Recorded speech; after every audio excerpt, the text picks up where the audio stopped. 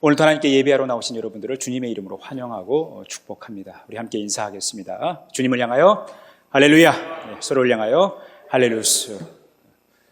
사랑하는 성도 여러분, 우리가 이 땅의 삶을 살아가지만 이해되지 않는 많은 현상들을 우리는 보게 됩니다. 가까이서 또 멀리서 우리는 이런 다양한 현상들을 보게 됩니다.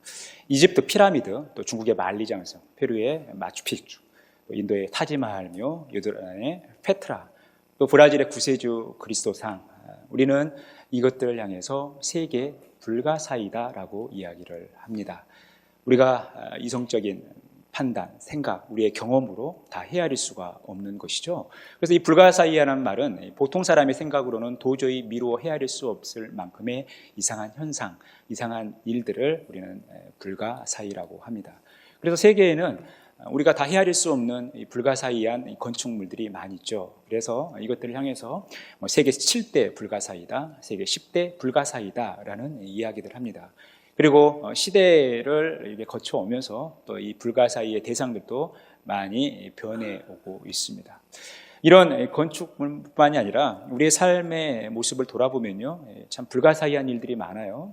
제가 살아가면서 발견하게 되는 두 가지 불가사의한 일이 있는데, 그 중에 하나가 만취한 분들이 집에 꼭 찾아가는 거예요. 술이 만취해서 제대로 걷지도 못하고 택시에서 지갑 잃어버리고 그날 있었던 일도 다 잊어버리지만, 또 모든 것을 잃어버린 것 같지만 절대 집은 잃어버리지 않고 찾아가는 그 모습을 보게 됩니다. 저는 사실 지금까지 술을 한 번도 먹어본 적이 없고 또 술 취해 본 적이 한 번도 없기 때문에 그분들의 상황을 정확하게 다 알 수는 없지만, 제가 주변에서 봤던 이 만취한 분들의 공통적인 특징은 바로 이렇더라는 거예요. 지갑도 잃어버리고 있었던 일도 다 잃어버리지만 집은 절대 잊지 않고 찾아가는, 그래서 꼭 잠은 집에서 자는 모습들을 보게 됩니다. 이게 제가 발견한 하나의 불가사의였고, 또 하나의 불가사의는 바로 부모님의 모습이라는 것입니다. 부모님의 마음인 것이죠. 자식된 입장에서 다 헤아릴 수 없는, 또 이해가 되지 않는, 어떨 때는 억지스럽고 어떨 때는 모순되어 보이는 이 부모님의 모습이 참 불가사의한 모습으로 보여지는 것입니다. 이 부모님이 우리 자식들을 위하여 살아가는 이 삶 자체가 사실 불가사의한 일, 미스테리한 일이 굉장히 많은 것이죠. 그 대표적인 인물이 바로 이 다윗입니다. 오늘 우리가 어버이 주일을 맞이해서 다윗에게서 나타난 이 모순적인 모습, 이해할 수 없는 이 다윗의 모습 속에서 이 어버이 주일을 맞이하여 하나님께서 우리에게 주시는 하나님의 말씀의 의미를 함께 살펴보도록 하겠습니다.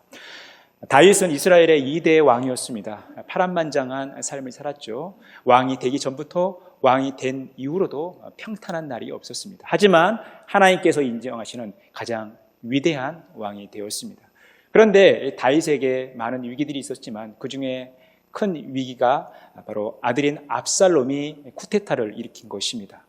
자신에게 관대하게 대해주었던 아버지에게 그 목에 칼을 들이댄 것이죠. 그래서 쿠데타를 이뤘고 왕궁을 차지하게 됐고, 결국 다윗은 광야까지 쫓기는 신세가 되어버렸습니다. 그런데 이 쿠데타 진압 과정 속에서 하나님께서 개입하시면서 이 쿠데타를 진압하게 됩니다.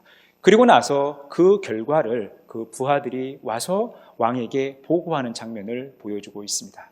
아히마스라는 이 부하가 이렇게 하죠.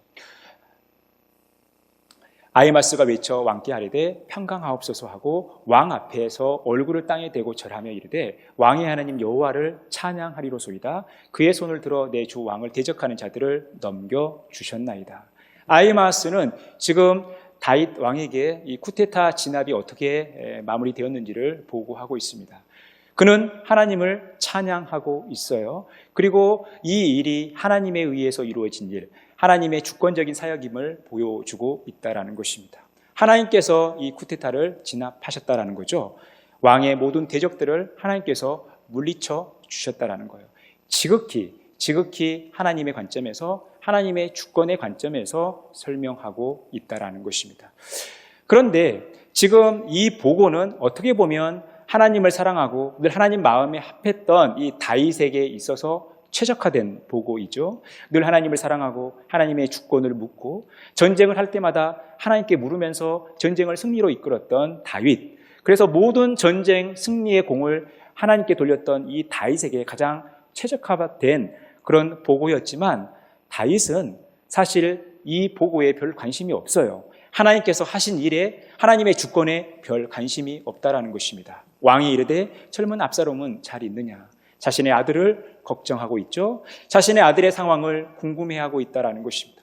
하나님께서 이 일을 하셨다고 하는 이 부하의 보고를 받고 나서도 그의 관심사는 온통 압살롬에게 있었던 거예요. 아들인 압살롬의 근황이 궁금했던 것입니다. 이후에 구스 사람이 와서 동일한 보고를 하는 거예요. 구스 사람이 이르러 말하되 내 주 왕께 아랠 소식이 있나이다. 여호와께서 오늘 왕을 대적하던 모든 원수를 갚으셨나이다. 오늘 이 구스 사람도 하나님께서 원수들을 갚으셨다라는 거죠. 하나님께서 이 쿠데타를 진압하셨다라는 거예요. 이 일은 하나님께서 하셨다라는 것입니다. 아히마아스든 구스 사람이든 정확하게 이 쿠데타 진압 과정을 설명하고 있고 그 본질이 어디에 있는지를 분명히 다윗에게 보고하고 있습니다. 그러면 다윗이 하나님께 영광을 돌리고 기뻐해야 되는데 다윗은 지금 그렇지 않고 또 같은 질문을 하는 거예요. 왕이 구스에게 묻되 젊은 압살롬은 잘 있느냐. 지금 온통 다윗의 관심은 압살롬에게 있었던 거예요. 압살롬의 생사가 궁금했던 것입니다. 하나님께서 그 일을 하셨음에도 불구하고 그것을 알고 있음에도 불구하고 그는 지금 하나님께 초점을 맞추기보다는 온통 압살롬, 그의 사랑하는 아들에게 초점을 맞추는 그 모습을 보여주고 있다라는 것입니다. 다윗은 바로 이런 슬픔, 이런 고통이 찾아왔던 것이죠. 그래서 이 다윗이 그 다음에 보인 반응은 뭐냐면 왕의 마음이 심히 아파 문 위층으로 올라가서 우니라. 그가 올라갈 때 말하기를 내 아들 압살롬아, 내 아들 압살롬아, 차라리 내가 너를 대신하여 죽었더라면 압살롬 내 아들아 하였더라. 이제 압살롬의 죽음을 감지하고 나서 그는 압살롬 때문에 슬퍼하고 울고 있는 거예요. 내가 너를 대신하여 죽었다면 차라리 네가 죽지 않고 내가 죽었으면 더 좋았을 걸 하면서 압살롬의 이름을 부르고 있다는 것입니다. 어찌 보면 모든 부모님의 모습이죠. 자신보다 자식을 사랑하는 모든 아버지의 마음, 또 부모님의 마음 아니겠어요? 어떻게 보면 여기까지는 어떤 아버지의 모습을 보여주고 있는 한 아들을 둔 아버지의 모습을 보여주는 아주 대표적인 모습일 수도 있습니다. 그의 얼굴을 가리고 큰 소리로 부르되 내 아들 압살롬아 압살롬아 내 아들아 아들아. 계속해서 반복해서 아들 때문에 우는 그 모습을 보여주고 있다는 것입니다. 바로 이 다윗에게 엄청난 슬픔이 찾아온 것이죠. 이 슬픔이 백성들에게까지 전해진 거예요. 사실 이 쿠데타를 진압한 사건은 한 나라로서는 굉장히 기쁜 일이고 축제이고 또 잔치를 벌려야 할 일이고 정말 모두가 다 좋아해야 할 일이지만 지금 왕이 슬픔에 잠겨 있는 거예요. 왜냐하면 그 과정에 아들이 개입되어 있기 때문에 그래요. 그 아들이 어떤 원수의 수기가 되기 때문에 결국 이 이스라엘 백성들 안에 일어난 모두의 기쁨은 다윗에게는 슬픔이 된 거예요. 그래서 다윗의 슬픔이 곧 이스라엘 백성들의 슬픔이 된 것이죠. 이스라엘 백성들의 슬픔이 되었다라는 것은 결국 그들이 다윗을 피하여 그들의 집으로까지 돌아가게 되는 그 일들을 보게 되는 거예요. 왕이 그 아들을 위하여 슬퍼한다 함이 그날의 백성들에게 들림에 그날의 승리가 모든 백성에게 슬픔이 된지라. 그날의 백성들이 싸움에 쫓겨 부끄러워 도망과 같이 가만히 성읍으로 들어가니라. 지금 백성들의 상황이 이렇게 돼버린 것입니다. 왕 때문에, 왕의 아들 때문에 축제를 즐길 수 없는, 그리고 전쟁의 승리를 만끽할 수 없는 그런 상황에 놓이게 된 것입니다. 이것이 다윗과 이스라엘 백성들 가운데 처해져 있는 상황이라는 것입니다. 이 다윗의 슬퍼하는 모습이 군대 장관이었던 요압에까지 들리게 되죠. 평소에 다윗에게 쓴소리를 많이 했던 이 흉직한 부하였던 이 요압이 이제 다윗에게 와서 따지는 거예요. 핀잔을 줍니다. 요압이 집에 들어가서 왕께 말씀드리되 왕께서 오늘 왕의 생명과 왕의 자녀의 생명과 처첩과 비빈들의 생명을 구원한 모든 부하들의 얼굴을 부끄럽게 하시니. 요압은 지금 다윗을 못마땅하게 여기죠. 자신과 자신들의 부하의 얼굴을 부끄럽게 한다라는 거예요. 왕과 왕의 가족들을 지켜준 그들의 생명을 구원한 부하들의 얼굴을 부끄럽게 하고 있다라는 것입니다. 모욕을 주고 있다라는 거예요. 이는 왕께서 미워하는 자는 사랑하시며 사랑하는 자는 미워하시고 오늘 지휘관들과 부하들을 멸시하심을 나타내심이라. 오늘 내가 깨달으니 만일 압살롬이 살고 오늘 우리가 다 죽었다면 왕이 마땅히 여기실 뻔하였나이다. 왕은 우리가 죽고 압살롬이 살았다면 더 좋아했을 거라는 거죠. 이것을 당연하게 생각하는 거예요. 이것은 요압을 비롯한 다윗의 모든 부하들을 멸시하는 일이라는 것입니다. 지금 요압은 왕인 다윗에게 이 엄청난 핀잔을 주고 있어요. 굉장히 심한 이야기를 하고 있죠. 그렇다면 여러분, 오늘 이 요압의 이야기를, 이 요압의 반응을 어떻게 생각하십니까? 사실 이 다윗의 모습은 한편으로 봤을 때는 자식을 잃은 한 부모님의 모습을 보여주기 때문에 또 한편으로는 이해가 되지만 다윗은 한 자녀의 부모, 아버지이기도 하지만 한 나라의 왕이라는 거죠. 온 백성들의 어버이이시기 때문에 결국 이 왕으로서의 바람직한 모습은 아니라는 거죠. 요압은 그것을 지적하고 있는 것입니다. 어찌 됐든 이 요압 입장에서 봤을 때 이 다윗의 모습은 이해할 수 없는 모습이라는 것입니다. 이건 굉장히 모순적인 모습이라는 거죠. 사실 한 명 때문에 수십 명, 수백 명, 수천 명을 희생시키는 그리고 그들에게 모욕을 주는 매우 좋지 않은 모습이라고 요압은 판단하고 있습니다. 우리가 그 당사자가 아니라면 바로 요압처럼 이렇게 반응할 수 있겠죠.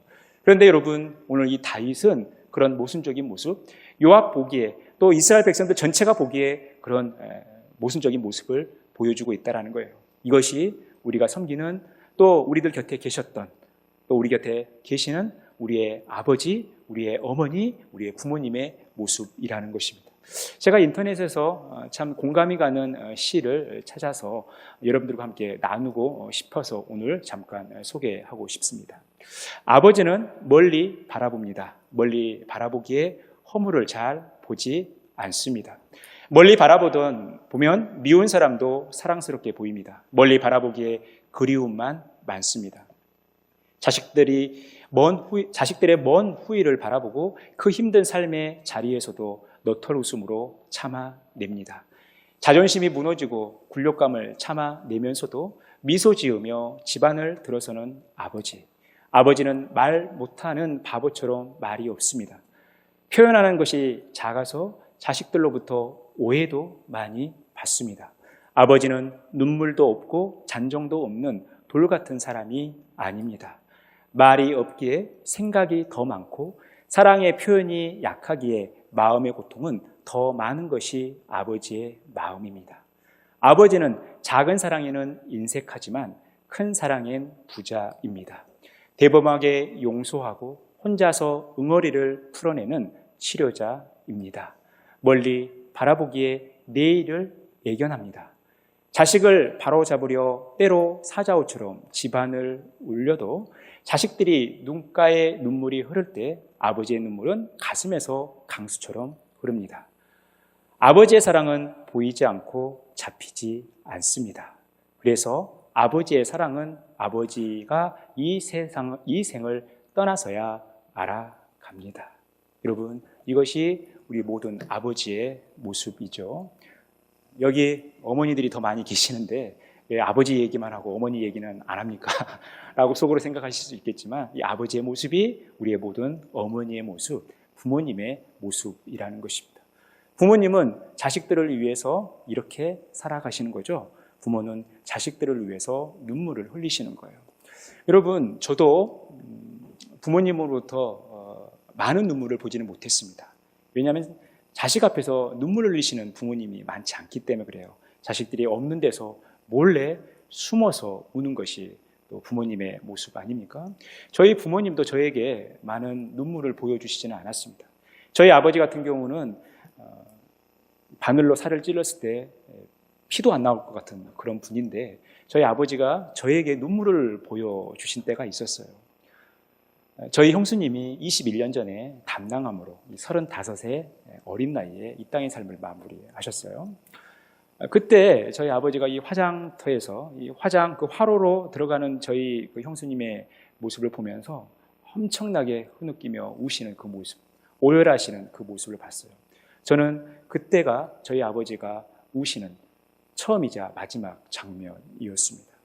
저희 어머니 역시도 저에게 눈물을 보이신 분은 아니에요. 그런데 제가 지금도 잊지 못하는 저희 어머니의 눈물은 제가 초등학교 3학년인가 4학년 정도 됐을 거예요. 제가 첫 타락의 길을 걸어갈 때예요. 그 타락한 삶을 어떻게 살았느냐? 친구 집에 가서 학용품 있죠. 학용품 가지고 이렇게 따먹는 이런 놀이를 한 거죠. 지금 생각해 보면 여러분 이 바둑 있죠. 바둑판에서 바둑은 안 두고 알까기 하시는 분들이 있지 않습니까? 이 알까기의 시초가 학교 다니면서 학용품 따먹는 일이었어요. 이 일을 하고 제가 늦게 집에 들어갔습니다. 그런데 이 소식이 저희 어머니 귀에 나중에 들어갔어요. 그러면서 저희 어머니가 저를 불러서 말씀을 하십니다. 제가 저희 어머니로부터 제 생에 들었던 처음이자 마지막 훈계예요. 저는 사실 자라면서 저희 부모님에게 혼이 난 적이 없었기 때문에 사실 이 부모님의 이 모습은 저에게 굉장히 어색한 모습일 수도 있습니다. 어찌됐든 저희 어머니가 저에게 말씀하시는 거예요. 하나님을 섬기는 사람이 그런 거 하고 살면 안 된다. 그런 놀이 해서는 안 된다라고 하면서 저에게 다시는 그런 거 안 했으면 좋겠다라고 말씀을 하시는 거예요. 그러면서 그 말씀을 하시면서 저희 어머니의 눈에 눈물이 고여있는 그 모습을 보게 됩니다. 울먹거리시면서 저에게 이 말씀을 하셨어요. 그래서 저는 그때 저희 어머니의 그 눈물을 지금도 잊지 못하고 그 이후로 그 놀이를 안 합니다. 물론 이제 어른이 돼서 할 필요도 없지만 제가 어린 시절에 걸었던 첫 타락의 길을 다시는 걷지 않았던 것입니다. 여러분, 우리의 부모님은, 우리의 아버지와 우리의 어머니는 자식들 앞에서는 거의 울지 않습니다. 그렇다고 해서 자식을 위해서 울지 않는 것이 아니에요. 자식이 없는 곳에서 자식들을 위해서 우는 것입니다. 자식이 걱정되어도 울고 자식이 잘못된 길을 걸어도 우는 것이 부모님의 마음인 거죠. 오늘 다윗은 그 모습을 보여주고 있다라는 것입니다. 여러분, 우리가 압살롬의 마음을 생각하고 또 다윗의 마음을 생각하고 또 이 다윗에게 이야기하는 이 요압의 마음을 생각했을 때 이 요압의 마음 쪽으로 조금 귀 기울여지는 이유는 무엇이냐면 그냥 이 압살롬이 병마로 혹은 갑작스러운 사고로 죽음을 맞이했다면 아마 다윗처럼 우리가 분명히 반응했을 거고 다윗의 마음을 한층 더 이해가 됐을 거예요. 그런데 압살롬은 그렇게 하지 않았습니다. 압살롬은 처음에 말씀드린 것처럼 아버지 목에 칼을 겨눴어요. 아버지에게서 모든 것을 빼앗아 버렸어요. 후궁을 범해버렸어요. 그리고 실제로 다윗을 죽이려고 했습니다. 그러니까 이 압살롬은 다윗에게 해서는 안 되는 일을 한 거죠. 선을 넘은 거예요. 여러분, 누군가가 선을 넘으면 용서하기가 힘들죠. 내가 용서하더라도 하나님이 가만히 계시지 않는다라는 거예요. 그래서 이 압살롬은 그 이름대로 압살롬이 된 거예요. 그냥 그렇게 죽음을 맞이하게 된 것입니다. 그럼에도 불구하고 이 다윗의 모습은 아들을 생각하고 아들을 생각하며 울고 흐느끼는 그 모습, 아들을 향한 그 마음을 보여주고 있다라는 것입니다. 이것이 다윗의 마음이고 이 시대를 살아가는 우리의 모든 부모님들의 모순적인 모습, 이해할 수 없는 미스테리한, 불가사의한 모습일 수도 있어요. 그런데 성경은 왜 오늘 이 다윗의 모습을 보여주고 있습니까? 사실 이 다윗이 압살롬을 외면하고 그래, 너 아빠한테 못할 짓 하더니 잘됐다라고 여겨도 누가 다윗에게 손가락질 하겠습니까? 그런데 다윗은 자신의 목에 칼을 겨눴던 아들을 향하여 울고 있다라는 것입니다. 슬퍼하고 있다라는 거예요. 삼자의 관점에서 봤을 때는 매우 모순적인 모습이라는 것입니다. 그럼에도 불구하고 성경이 이 모습을 보여주는 이유가 있다라는 것입니다. 예레미야 9장 1절에서 2절 말씀에 보면 어찌하면 내 머리는 물이 되고 내 눈은 눈물 군원이 되고 죽임을 당한 내 백성을 위하여 주야로 울리로다. 내가 광야에서 나그네가 머물 곳을 얻는다면 내 백성을 떠나가리니 그들은 다 가늠한 자요 반역한 자의 무리가 됨이로다. 여러분, 누구의 말씀이에요? 하나님의 말씀이에요. 누구의 눈물입니까? 하나님의 눈물이에요. 누구의 울음이에요? 하나님의 울음이라는 것입니다. 그것도 하나님 앞에서 간음하고 반역한 원수와 같은 이스라엘 백성들 앞에 흘리는 눈물, 그들 앞에 보이는 울음이라는 것입니다. 그들 앞에 보이는 슬픔이라는 거예요. 하나님이 우리를 향하여 이렇게 울고 계시다라는 것입니다. 하나님은 이 다윗을 통해서 하나님께서 우리를 향한 마음이 어떠한지, 하나님을 반역하고 하나님과 원수 맺고 하나님의 마음을 아프게 하는 이 하나님의 백성을 향한 하나님의 마음이 어떠한지, 하나님의 태도가 어떠한지를 보여주고 싶으셨던 거죠. 너는 이 말로 그들에게 이르라. 내 눈이 밤낮으로 그치지 아니하고 눈물을 흘리니 이는 처녀딸 내 백성이 큰 파멸 중한 상처로 말미암아 망함이니라. 우리의 육신의 부모님도 자식이 잘못된 길을 걸어갈 때 자식을 위하여 눕니다. 자식이 고통을 겪고 어려움에 처해 있을 때 이 자식 때문에 울죠. 하나님도 마찬가지라는 것입니다. 우리가 하나님을 반역하고 하나님 앞에 죄를 범할 때에도 하나님은 우리를 불쌍히 여기면서 우리를 위하여 우신다라는 것입니다. 또한 우리가 고통 가운데 있을 때, 신음하며 있을 때 하나님은 우리의 이 아픔을 보시면서 울고 계시다라는 거예요. 이것이 하나님 아버지의 마음이라는 것입니다. 이것이 하나님 아버지의 눈물이라는 거예요. 여러분, 우리는 이 하나님 아버지의 눈물을 보실 수 있어야 된다는 것입니다. 이 하나님 아버지의 마음을 헤아릴 수 있어야 된다는 거예요. 예수님께서 천국에 관한 말씀을 하시고 하나님 아버지의 마음을 이해시키기 위해서 누가복음 15장에 두 아들 이야기, 아버지의 마음을 아프게 하는 두 아들의 이야기를 말씀하십니다. 둘째 아들이 자기가 상속받을 유산을 가지고 밖에 나가서 흥청망청 쓰다가 결국 다 재산을 잃고 돌아오게 되죠. 그때 아버지가 보인 반응이 있죠. 이에 일어나서 아버지께로 돌아가니라. 아직도 거리가 먼데 아버지가 그를 보고 측은히 여겨 달려가 목을 안고 입을 맞추니. 아버지는 야, 너 아버지 재산 가지고 와서 흥청망청 쓰고 이렇게 거지가 다 돼서 왔구나. 그걸 책망하지 않았다라는 거죠. 멀리서도 아들을 알아보고 뛰어가 그를 측은히 여겨 목을 안고 입을 맞춘 거예요. 여러분, 이 둘째 아들은 아버지에게 해서는 안 되는 일을 한 거예요. 아버지의 재산을 탕진한 게 문제가 아니라 그 유산을 요구하는 것 자체가 심각한 죄예요. 유대인들에게 있어서 자식이 부모에게 상속을 요구하는 것은 아버지 지금 죽으십시오예요. 그러니까 부모가 죽어야 자식에게 유산이 상속되어지는 거예요. 그런데 이 둘째 아들이 아버지에게 유산을 요구했다는 것은 아버지 지금 죽으셔야 됩니다라는 거거든요. 지금 아들은 해서는 안 되는 일을 아버지에게 했던 거예요. 그런데 그 아버지는 이 아들을 책망하거나 이 아이들에게 모욕을 주거나 이 아이에게 채찍을 가하거나 고통을 주지 않다라는 거예요. 그를 불쌍히 여기고 그를 맞아주는 거예요. 여러분, 이 장면을 통해서 우리가 예상할 수 있는 것, 짐작할 수 있는 건 뭡니까? 이 자식이 부모의 재산을 가지고 나갔을 때, 가출했을 때 이 아버지의 마음이 어떻겠어요?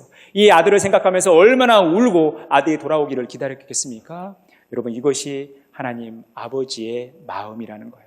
자식을 긍휼히 여기는, 자식이 잘못을 해도 불쌍히 여기는, 자식이 아파해도 불쌍히 여기는 것이 우리의 부모님의 마음, 또 우리를 향한 하나님 아버지의 마음이라는 거예요. 이 긍휼이 있었기 때문에 우리가 하나님으로부터 구원을 받은 것입니다. 전에는 우리도 다 그 가운데서 우리의 육체의 욕심을 따라 지내며 육체와 마음에 원하는 것을 하여 다른 이들과 같이 본질상 진노의 자녀이었더니 긍휼이 풍성하신 하나님이 우리를 사랑하시는 그 큰 사랑을 인하여 허물로 죽은 우리를 그리스도와 함께 살리셨고 너희는 은혜로 구원을 받은 것이라. 우리가 구원받은 이유가 다 하나님의 은혜 때문이죠. 우리를 긍휼히 여겨주시는 하나님의 사랑이라는 것입니다.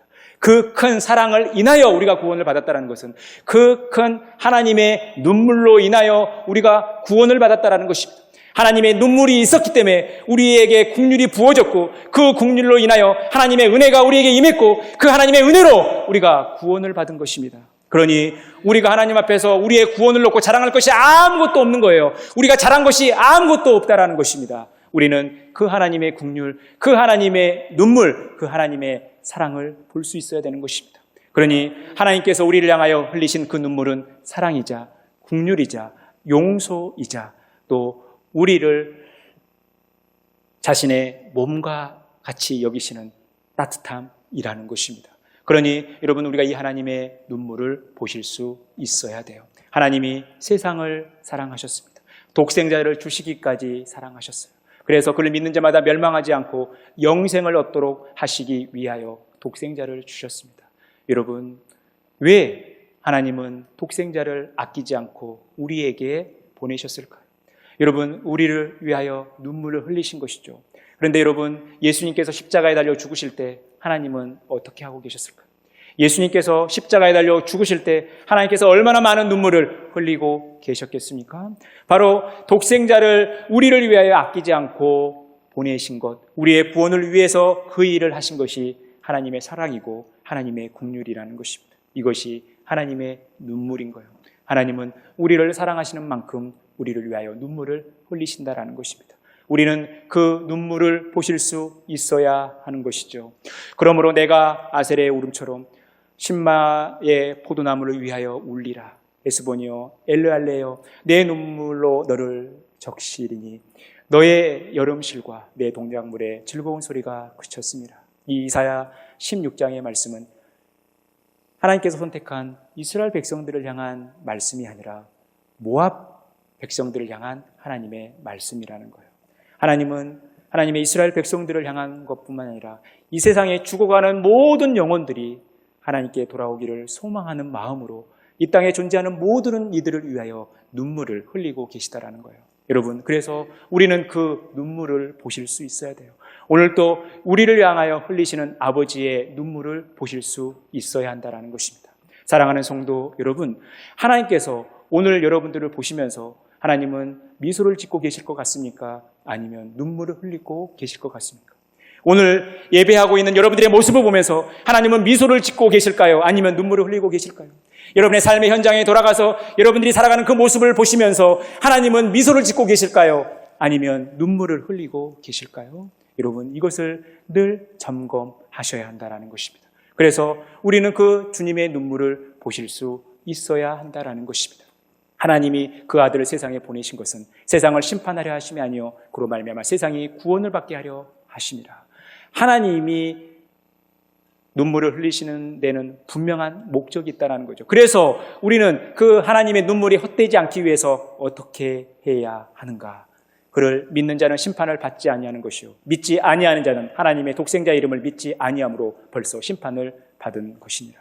여러분, 하나님의 눈물이 헛되지 않기 위해선 우리가 하나님을 제대로 믿어야 돼요.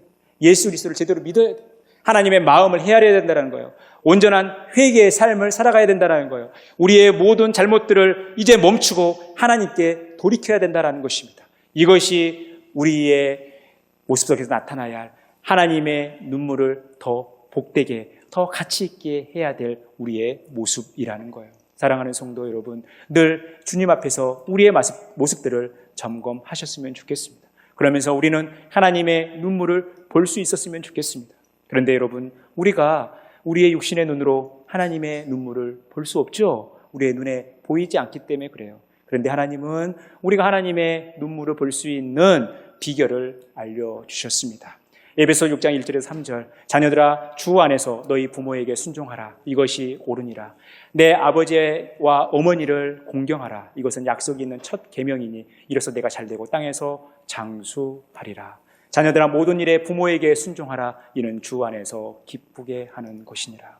우리가 주 안에서 부모님을 공경하는 삶, 부모님께 순종하는 삶은 하나님께서 약속 있는 첫 계명, 10계명 중에 인간 관계 속에서 주어지는 첫 번째, 5번째 계명이 바로 부모를 공경하라는 거예요. 이것은 하나님께서 기뻐하시는 일이고 이 일들을 행할 때 하나님께서 이 땅 가운데서도 복을 주신다라는 것입니다. 그래서 여러분, 제가 어버이 주일 때마다 우리 부모님들에게 늘 강조하지만, 그리고 여기에 부모님들이 훨씬 많기 때문에 제가 늘 강조하지만, 여러분 절대 자식들한테 효 받는 것을 인색해 하셔서는 안 돼요. 자식들한테 미안해서는 안 돼요. 여러분들이 당당히 자식들로부터 효를 받으시라는 거예요. 자식들이 공경하게끔 하라는 것입니다. 자식들이 순종하게끔 하라는 거예요. 왜냐하면 이것이 우리의 자녀들이 잘 되는 길이기 때문에 그래요. 부모님에게 최선을 다하여 효를 다하고 부모님을 공경할 때 하나님은 분명히 복을 주시겠다고 약속하셨고 이것을 하나님께서 너무나 기뻐하신다라고 말씀하셨던 것입니다. 여러분, 우리는 부모님 속에서 하나님의 마음을 배우는 거죠. 우리가 부모님을 공경하면서 부모님께 순종하면서 하나님의 마음과 하나님을 배우는 것을 배우는 거예요. 여러분, 우리가 부모님을 공경한다, 우리가 부모님께 순종한다는 것은 뭡니까? 부모님의 눈물을 보는 것입니다.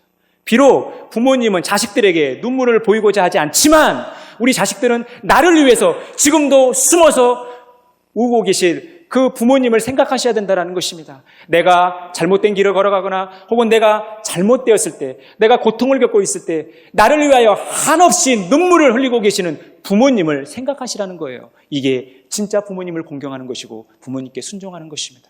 그래서 우리는 이 육신의 부모님을 섬기고 순종하고 그 눈물을 보면서 우리를 위하여 눈물 흘리시는 하나님 아버지의 그 눈물을 보는 것입니다. 이 삶이 저와 여러분 가운데 가득 넘치기를 간절히 축복합니다. 여러분, 다시 한번 여러분들에게 묻습니다. 여러분들의 지금의 모습을 하나님께서 보시면서 미소를 짓고 계실 것 같습니까? 아니면 눈물을 흘리고 계실 것 같습니까? 여러분, 우리 자신들을 다시 한번 돌아보면서 이 어버이 주일 아침 우리를 위하여 눈물을 흘리시는 이 하나님의 아버지를, 우리를 위하여 눈물 흘리시는 우리 육신의 부모님을 생각하고 바라보시면서 이 하나님의 사랑을 다시 한번 배워가는 그런 복된 삶 살아가시기를 간절히 축원합니다.